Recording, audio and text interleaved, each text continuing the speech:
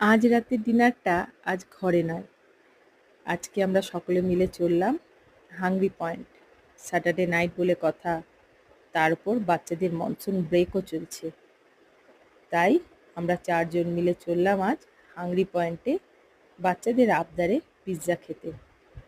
অর্ডারে ছিল French fries, burger, একটা ফার্ম ফ্রেশ পিৎজা, একটা চিজ কর্ন পিৎজা আর তার সাথে কোল্ড ড্রিঙ্কস।